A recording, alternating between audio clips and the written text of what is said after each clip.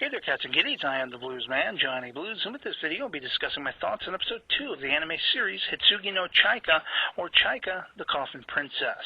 And this is a pretty kick-ass episode, I have to say, picking up right where we left off, with Toru being confronted with Lord of Barth, his mystical magical sorcery, which, as we find out in this episode, not too long after their confrontation, and Barth, as I said in my previous episode coverage, was left backpedaling and sort of shocked at seeing Chaika enter the room. He truly believes, per his words, that she should be dead, and as a result of his own hand.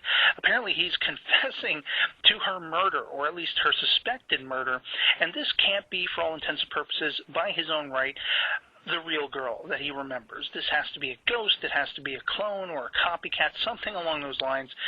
And once he regains his composure, those swords get picked up from the floor again that dropped in his shock, and his sorcery's whipping them around again. You know, essentially Chaika, Toru, and Akari just barely get out of there alive, and they decide they have to split up once again. Just like they entered the place, they have to split up now inside it, because whatever this power is that, Barth is able to wield, he's doing so without incantations.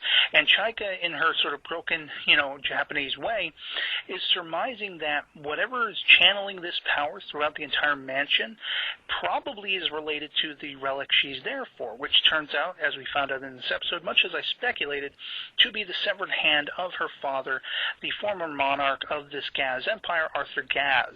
And the hand is very gruesomely, has pins and sockets put through it in this jar, kind of all of Doctor Who, for those who recognize that series. But this is very interesting because Toru mans up instantly. He's like, look, Akari, Chaika, you go, you find the hub, the source of the power throughout this mansion, and Toru goes and leads Barth on a merry chase through his own hallways and everything like that. He's booby-trapping things, he's, using his cape and a balloon or something like that to make a dummy so that this guy thinks he's attacked and killed successfully Toru when it is quite not the case. He leads him downstairs into sort of this entryway, and he's using this tripwire stuff or chain link or whatever it is, and you're not quite sure what Toru has up his sleeves. I mean, he even goes to the extent to stay 3 steps ahead of Barth, to do that iron blood transformation thing, make himself souped up, and he's fending off all these blades and everything come flying at him. It's just really kick-ass, this action sequence. And finally, Barth thinks he's got the kid one-upped. He's basically going on monologuing like all the best villains in comic book movies and stuff like that, and James Bond and that kind of thing. But lo and behold, just at this moment, Akari and Chaika come a-calling with that relic in tow. And once it's been removed from its hub in the house, which they find behind a painting, boom, his power is now defunct. He ends up hanging upside down from a chandelier that, essentially that's what Toru had linked the chain to, and they all get out of there with this relic in tow. But not before Barth, while dangling there, is trying to barter and bribe his way into ownership of this relic once again. And we see that, there are 3 people overlooking the scene as essentially Chaika, Toru, and Akari make their escape. Turns out to be Albert Gillette and his company that are going to be right on the coattails of these 3 as they make their escape. And you basically have Chaika being asked by Toru and Akari what exactly is going on, what is the significance of this relic and everything, but she won't answer them. She just tries to pay them off. I guess she's thinking of, surreptitiously going her own separate way. But in between this scenario, they end up interrupted by Gillette and his crew, who are basically putting the question to Toru and Akari, do you even know what you're involved in? Do you know who this girl is? But before anything further can be said, of course, we see Akari throws a smoke bomb so they can all make their grand escape, and they end up splitting up once again. Toru takes control of the relic, this severed hand, while Chaika and Akari kind of, make their escape, and he's going to lead, this time, Gillette's party on a merry chase. You got this gigantic sort of tank vehicle following him through the city streets, and then one of Gillette's, tough guys corners Toru on this bridge. They end up duking it out, and basically, Toru kicks this guy's ass, without killing him, I might add. And Gillette finally shows up with his right-hand lady, and finally the verbal jousting comes to a halt, because Gillette needs to let the air be known what exactly the trouble is with her mission.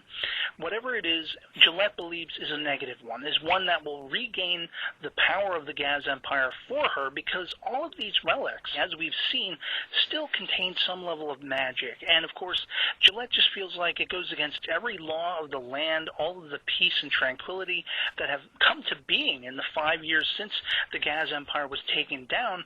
is all at risk if Chaika, collects all these pieces of her father's body. And Toru's like, this is where he calls Gillette's bluff. He's like, you know what? I'm all for war. I've been out of work. Life has sucked. It's not adventurous anymore.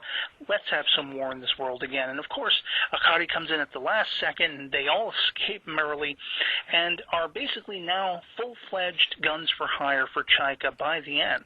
They're going to be going on this mission to find the rest of the relics, however many there may be, for Chaika, who basically professes that she only wants to find the pieces of her father's body to lay his body to rest. Now, is there any truth to that? Of course, that's for us to speculate. Gillette obviously believes, otherwise, that kind of thing. But if we look at the way Abarth was using this particular severed hand, it could very well be that the powers that be, Chaika herself, feel that these bodily pieces that still contain magic, maybe they're being perverted in their own smaller scale way, that kind of thing. Maybe she wants to bury the evils of old once and for all so it can be in no one's command, or perchance someone higher up is leading her to find these things so they can, reconsume that all-consuming power. And, of course, we leave off with a brief little message being sent from Alberic Gillette to the post-war restoration agency's chief, Conrad. And essentially he's warning Conrad about that, Chaika has found this relic and successfully stolen away in the middle of the night with it from Lord Abarth. And this guy's kind of like, well, you know what, we're just going to leave it to Gillette's people. We're not going to, be involved right now while there isn't any actual threat. So it'll be interesting to see, just how quickly on the coattails Gillette and his party will be on the tails of Chaika, Toru, and Akari, who they've all spirited away. They're officially on this trip to look for these other relics, and I'm sure they're going to have some trouble finding them and go up against, angered parties and parties willing to fight for it and stuff like that. And the end result is going to be a mystery until we finally get to the end of the series to see what exactly Chaika's motivation is. So, yeah, once again, I really thoroughly enjoyed this episode, and, that'll be pretty much it for me on this. I hope this video finds you well. I'll catch you all later. Peace.